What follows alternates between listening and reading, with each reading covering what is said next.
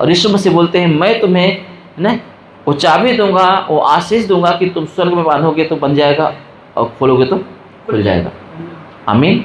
हम स्वर्गीय पिता से, जो ज्योतियों का पिता है, जो हमारा परमेश्वर यहोवा है, जो यीशु मसीह उसके दाहिने बैठे हुए हैं, अगर हम चाहेंगे तो हम पृथ्वी पर से यीशु के नाम से वो सारी आशीषें, सारी अच्छी वस्तुएं हम खोल सकते हैं जो हमें आवश्यकता है, जो मानव जाति के लिए ज़रूरत है। आमीन। उद्धार, चंगाई, छुटकारा, जीवन, रोशनी, है ना, अशांति को हटा सकते हैं हम, शांति को स्थापित कर सकते हैं।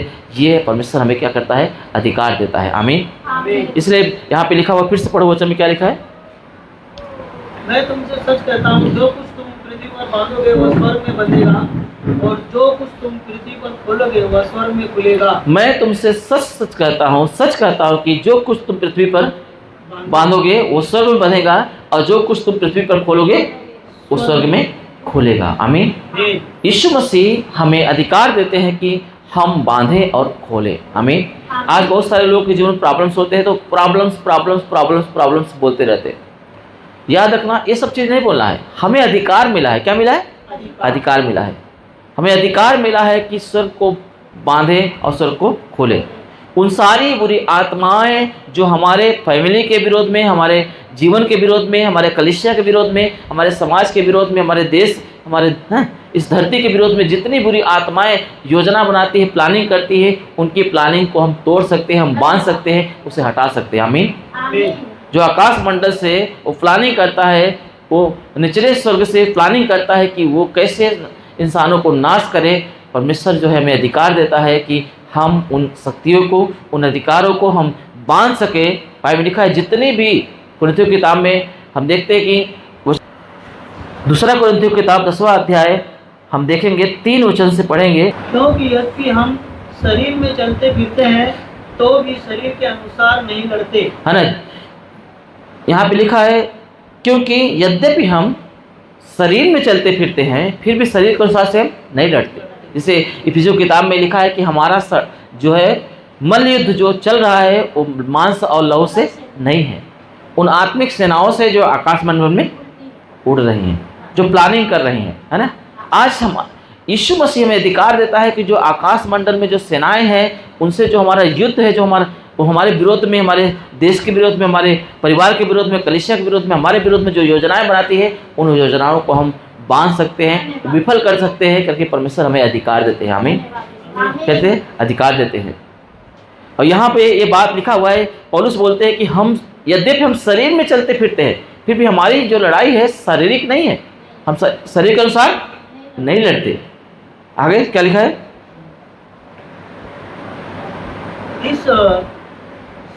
क्योंकि हमारी लड़ाई के हथियार शारीरिक नहीं पर गढ़ों को ढा देने के लिए परमेश्वर के द्वारा सामर्थी है ना।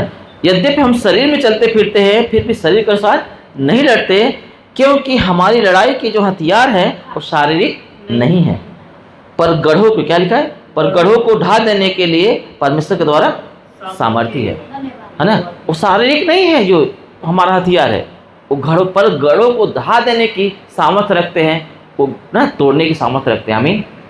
तो इसीलिए हमें याद रखना है, परमेश्वर हमें अधिकार दिया है, हम गढ़ों को तोड़ सकते हैं, है ना। हम उनको उखाड़ के फेंक सकते हैं जो हमारे विरोध में उठता है। आमीन। वो सारे गढ़ों को उखाड़ फेंक सकते हैं यीशु मसीह के नाम में। ये हमें परमेश्वर अधिकार देता है, अथॉरिटी देता है। इसलिए लिखा है कि तुमको अधिकार देता हूँ कि तुम पृथ्वी पर से स्वर्ग को बांधोगे तो बंधेगा, खोलोगे तो खुलेगा। आमीन। हम बांध सकते हैं उन सारे योजनाओं को जो शैतान हमारे विरोध में रचता है, बांधता है, वो षड्यंत्र जो हमारे विषय में करता है, उसे हम विफल कर सकते हैं यीशु मसीह के नाम से। आमीन। और उन आशीषों को जो हमारे जीवन में आवश्यकताएं हैं, चंगाई, छुटकारा, जीवन, रोशनी, न धन, पैसा, कामयाबी, आमीन, उन्नति, आत्मिकता, जो भी हमारे जीवन में आवश्यकताएं हैं, हम यीशु मसीह के नाम में हम न स्वर्ग से पा सकते हैं, हम खोल सकते हैं आशीषों को, हमारे जीवन में हम देख पाएंगे। आमीन।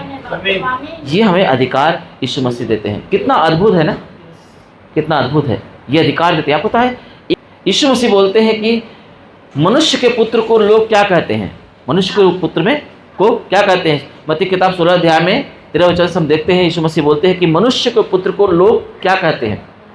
तो कुछ लोग बोलते हैं कि कोई बोलते हैं यूहन्ना बपतिस्मा देने वाला, कुछ लोग बोलते हैं कि ये एलिया है, कुछ बोलते हैं यिर्मयाह है, कोई बोलते हैं कि ये भविष्यवक्ताओं में से कोई एक है।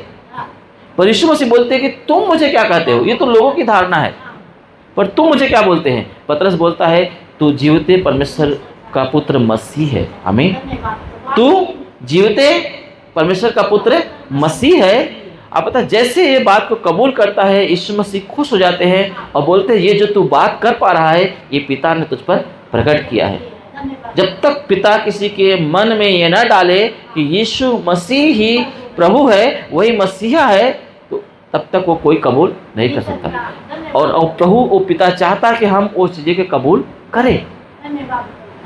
हमारी कबूली एक सही तरीके से हो। एक व्यक्ति जब सही कबूल करता है, एक विश्वास की प्रक्रिया को पूरा करता है, तो वो अधिकार उसे मिलता है जो यीशु मसीह हमें बोल रहे हैं। आमीन। स्वर्ग को खोलने का और स्वर्ग को बांधने का अधिकार मिलते हैं। आमीन।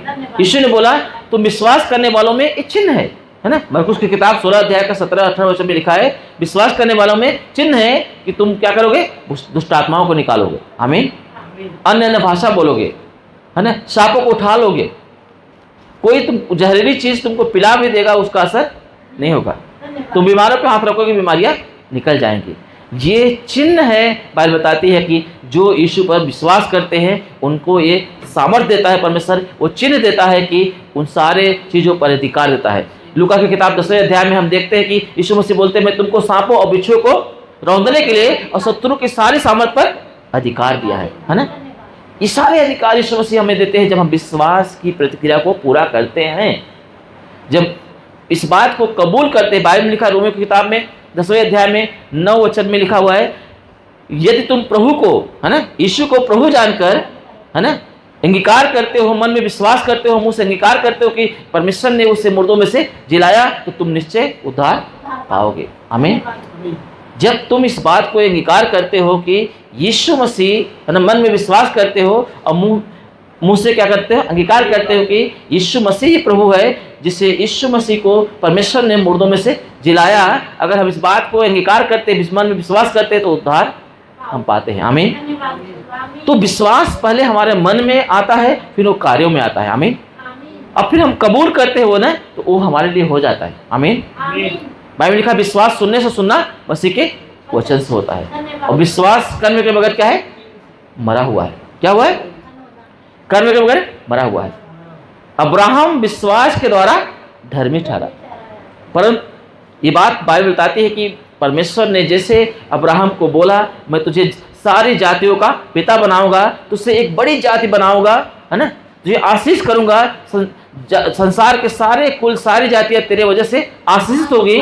जैसे अब्राहम को बोला, अब्राहम ने विश्वास से जैसे परमेश्वर के बताए हुए रास्ते को के ऊपर चल गया। आमीन। वो विश्वास किया और परमेश्वर के वचन के अनुसार से वो चल दिया।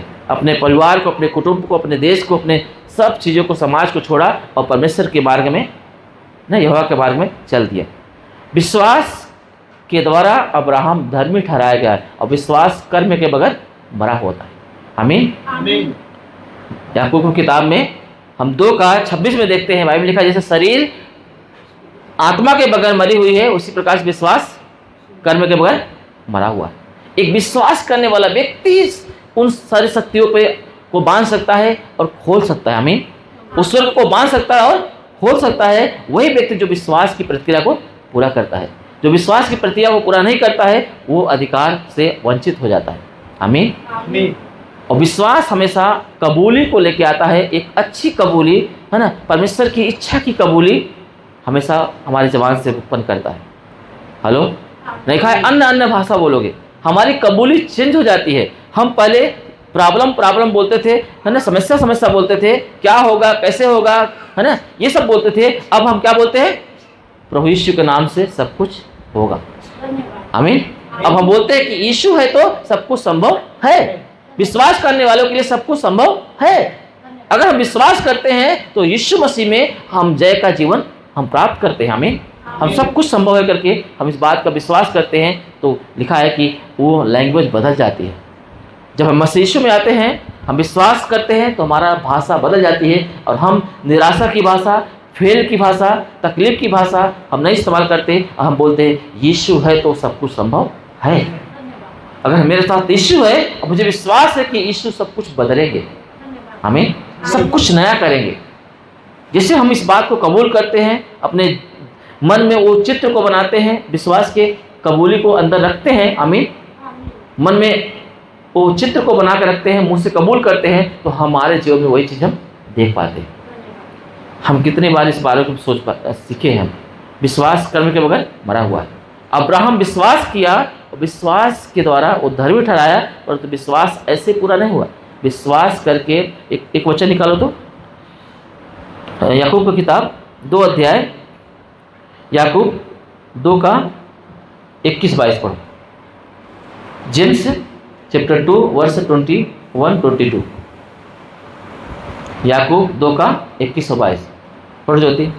जब हमारे पिता अब्राहम ने अपने पुत्र इसहाक को वेदी पर चढ़ाया, जब हमारे पिता अब्राहम ने, क्या बोलता है, हमारे पिता अब्राहम ने। आपको पता है अब्राहम हमारा विश्वास का पिता है ना। जब लाजर मरा तो किसकी गोद में गया, अब्राहम की गोद में गया। तो अब्राहम हमारा विश्वास का पिता है। लिखा है हमारा पिता अब्राहम, है ना। क्या लिखा है, फिर से पढ़ो। जब हमारे पिता अब्राहम ने जब हमारे पिता अब्राहम ने अपने पुत्र इसहाक को वेदी पर चढ़ाया, अपने पुत्र इसहाक को वेदी पे चढ़ाया, तो क्या वह कर्मों से धार्मिक न ठहरा? क्या वो कर्मों के से धार्मिक न ठहरा? मतलब उसने, परमेश्वर ने बोला अपने इकलौते पुत्र को जाके मेरे लिए वेदी पे चढ़ा, उस पर्वत पे जा, वो मोरिया पहाड़ पे जा, और वहाँ पे तू क्या कर, अपने बेटे को जो सबसे अधिक प्यार करता है ना, तू जा मेरे लिए उसे बलिदान कर। पर लिखा है कि उसने विश्वास से अपने इसहाक को, अपने पुत्र को उसने क्या किया, कुर्बान किया। तो क्या किया था, कितने लोग पता है? अब्राहम ने अपने बेटे इसहाक को क्या कुर्बान किया था? वेदी पर चढ़ाया था, वेदी पर तो चढ़ा दिया। करने जा रहा था। इतना याद रखना, वो उसने चढ़ा दिया था। ये परमेश्वर ने उसके हाथों को पकड़ा, परमेश्वर ने उस आवाज के द्वारा, वचन के द्वारा उसके हाथों को रोक दिया, पर उसने अपने हिसाब से वो चढ़ा दिया था। मेरी बात समझ में आया? मैं आपको बता रहा हूँ अब्राहम ने वो काम किया है। ये मत सोचना कि अब्राहम ने सिर्फ फॉर्मेलिटी अदा किया है, अपने बेटे को चाकू उठाया था बस हो गया। चाकू उठाया नहीं था, उसने बलि कर ही दिया था अपने मन में, अपने एक्टिविटी में। उसने वेदी पर उसे लेटा दिया था और उसे बलि कर ही रहा था, चाकू उठाया ही था कि चलाए वो, और चला ही दिया था कि अचानक परमेश्वर ने आवाज़ दिया, अब्राहम रुक जा, और उसका हाथ रुक जाता है। और बाइबल बताती है कि मैंने जान लिया कि तू मुझसे अधिक प्यार करता है, आमीन, तू मुझ पर विश्वास करता है, मैं इस बात को जान गया। पता है लिखा है विश्वास के द्वारा अब्राहम धर्मी ठहराया गया, और विश्वास कर्म में क्या करता है, पूर्ण होता है। आगे पढ़ो क्या लिखा है 1:22 में।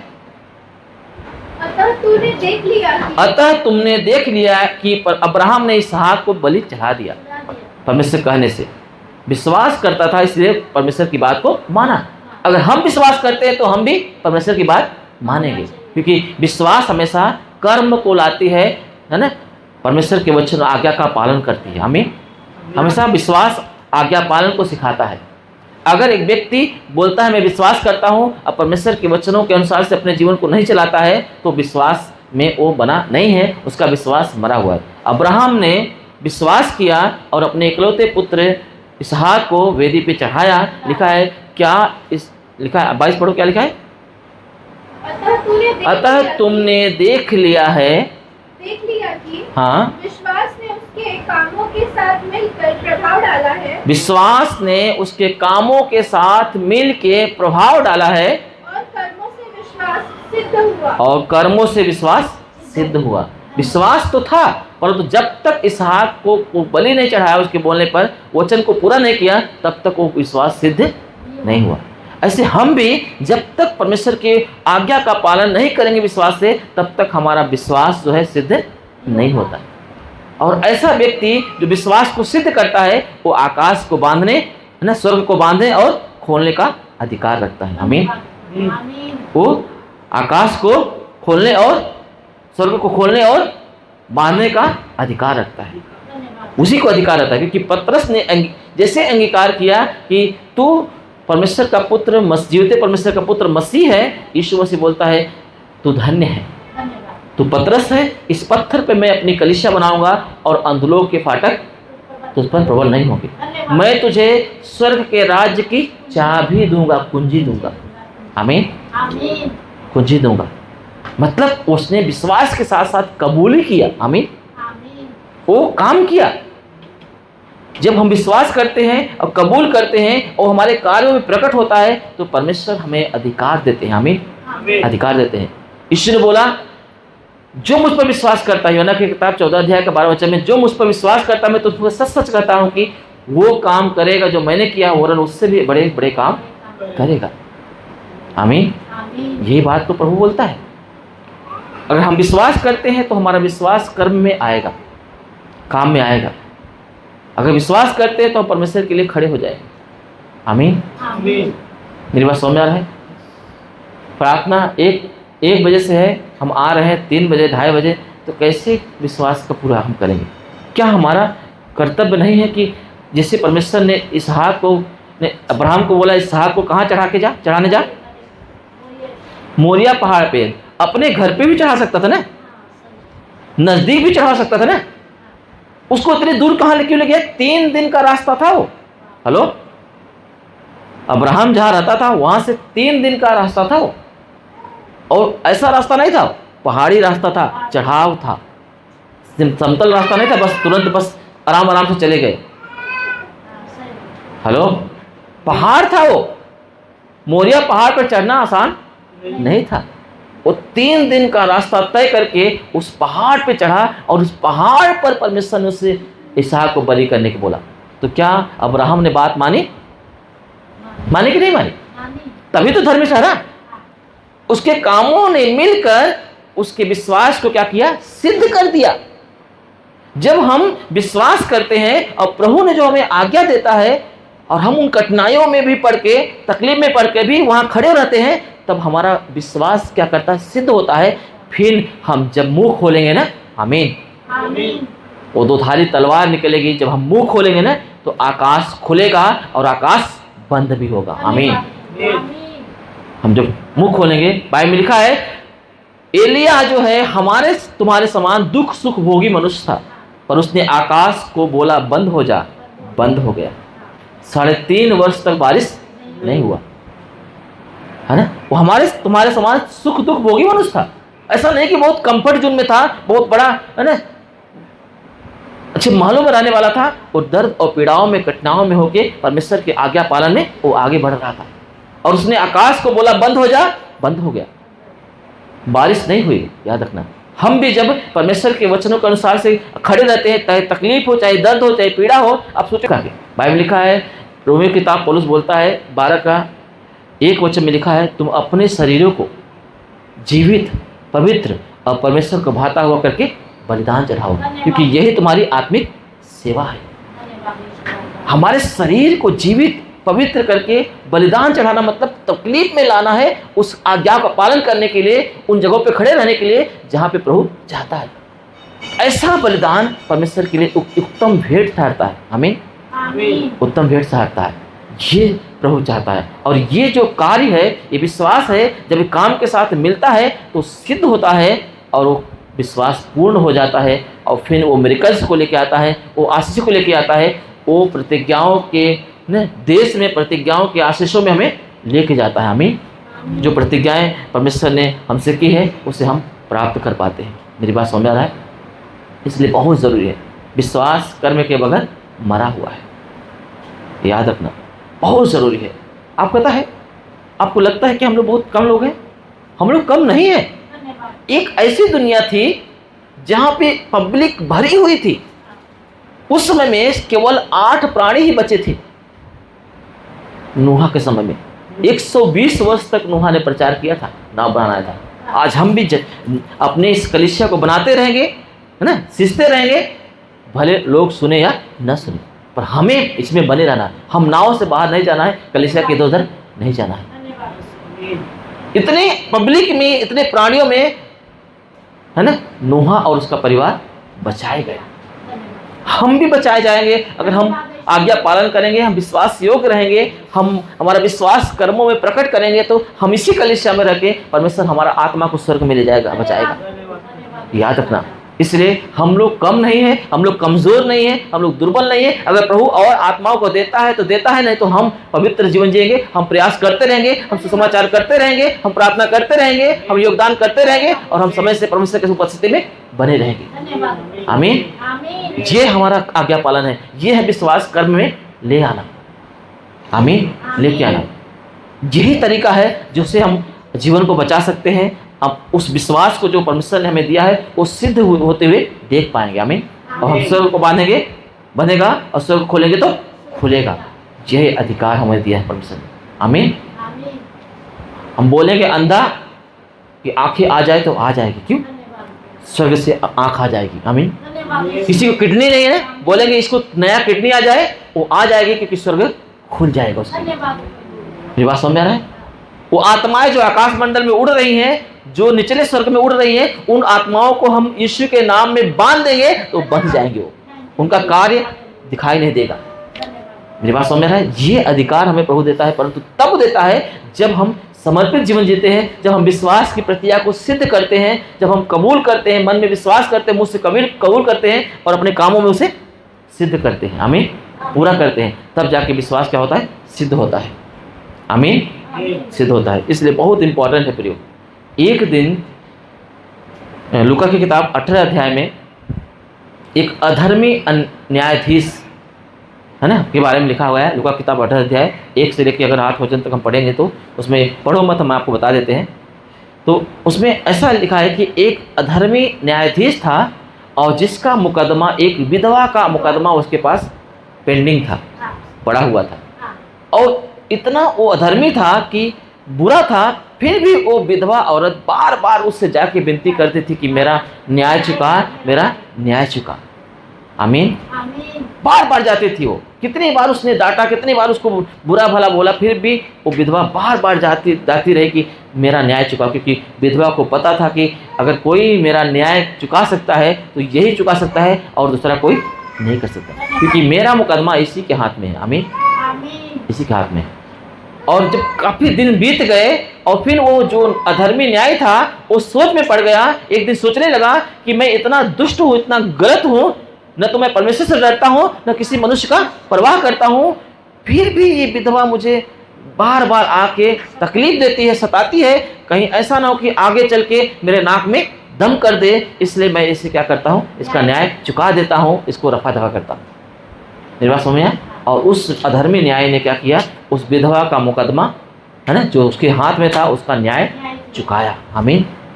फिर यीशु मसीह बोलते हैं, देखो इस अधर्मी न्याय को। जब एक अधर्मी न्यायाधीश बार बार प्रार्थना करने, विनती करने के द्वारा वो अगर वो सुन सकता है, तो जिस परमेश्वर से तुम रात दिन दुहाई देते रहते हो, पुकारते रहते हो, प्रभु मुझ पर दया कर, प्रभु मेरी रक्षा कर, प्रभु मेरे बाल बच्चों को बचा, प्रभु मेरे परिवार को आशीष कर, प्रभु मेरे कलीसिया को आशीष कर, प्रभु मेरे देश को आशीष कर। जब जो बार बार जो आशीष ने दुहाई देते हैं, परमेश्वर को पुकारते हैं, परमेश्वर बोलता है कि क्या वो नहीं सुनेगा? वो तो और ही जल्दी करेगा, वो और ही जल्दी करेगा। परंतु वो जल्दी करने के लिए एक चीज ढूंढने के लिए आता है। पता है? एक वचन है, निकालो, पढ़ो, उसके बाद बंद करेंगे। उसी में 18 अध्याय का, लूका 18 अध्याय 8 वचन क्या लिखा है? लूका 18 अध्याय 8 वचन। मैं तुमसे कहता हूँ वह तुरंत उसका न्याय चुकाएगा। उसका तुरंत न्याय चुकाएगा। आगे, मनुष्य का पुत्र जब आएगा तो क्या वह पृथ्वी पर विश्वास पाएगा? तो भी जब मनुष्य का पुत्र यानी यीशु मसीह पृथ्वी पर आएगा तो क्या विश्वास पाएगा? हेलो, क्या विश्वास पाएगा? मतलब परमेश्वर हमेशा यीशु मसीह विश्वास को ढूंढता है। क्या ढूंढता है? विश्वास। और विश्वास करने के बगैर मरा हुआ है। हेलो, आज भी जब हम प्रार्थनाएं करते हैं ना, आज भी जब हम पुकारते हैं ना, तो परमेश्वर हमारे अंदर उसी विश्वास को ढूंढता है जो अब्राहम के अंदर था। आमीन। जो अब्राहम ने विश्वास किया और परमेश्वर के आज्ञा के पाने पर अपने इकलौते पुत्र, जो उसका सबसे प्रिय पुत्र था, उसे पहाड़ पर चढ़ाने के लिए वेदी पे डाल दिया। आमीन।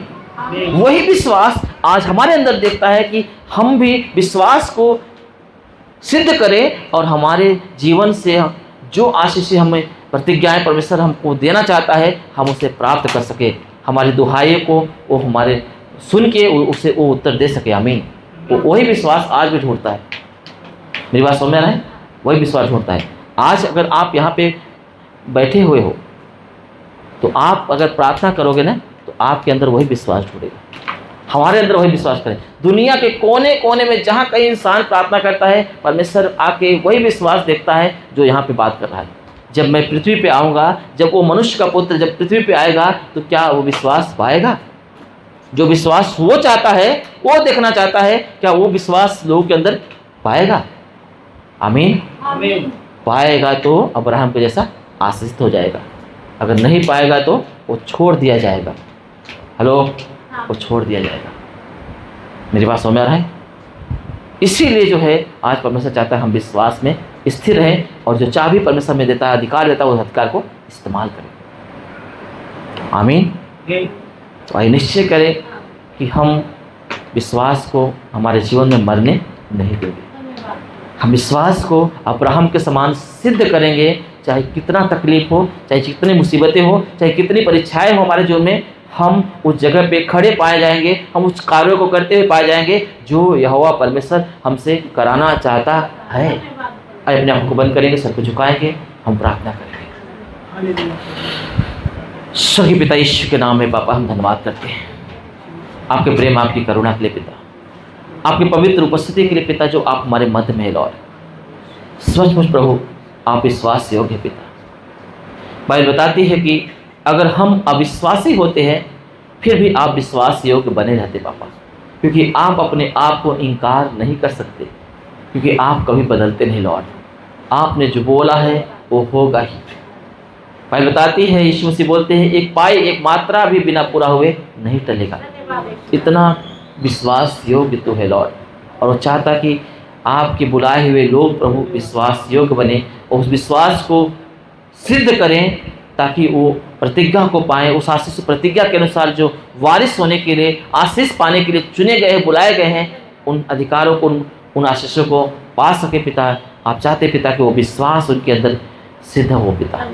जैसे अब्राहम ने विश्वास किया, आपकी आज्ञा मानने पर उसने अपने इकलौते पुत्र, प्रिय पुत्र को 3 दिन की यात्रा को, कठिनाई को, पहाड़ की यात्रा को वो पूरा करके उसे उस वेदी पर चढ़ा देता है। और उसके कर्म ने विश्वास को प्रभावित किया और विश्वास सिद्ध हुआ। उसी प्रकार से आज भी हमें कितनी भी तकलीफें हो, दुख हो, पीड़ाएं हो, फिर भी आप चाहते पिता कि हम विश्वास को सिद्ध करें, पूरा करें लॉर्ड, ताकि हम उन आशीषों को अपने जीवन में देख पाएँ जो आप हमारे जीवन में देना चाहते लॉर्ड। मदद कर लॉर्ड, बच्चों को आशीष कर, इन्हें इस वचन के द्वारा इनको तैयार कर पिता कि प्रभु अब्राहम के समान, जैसे अब्राहम हमारा विश्वास का पिता है, हम भी उसका अनुसरण, हम उनके पचिनों पे चले और हम विश्वास की प्रतिक्रिया को पूरा करें, विश्वास को सिद्ध करके हम उन प्रतिज्ञाओं के वारिस हों जो परमेश्वर ने हमारे लिए रखा है। यीशु के नाम में मांगते हैं। आमीन आमीन।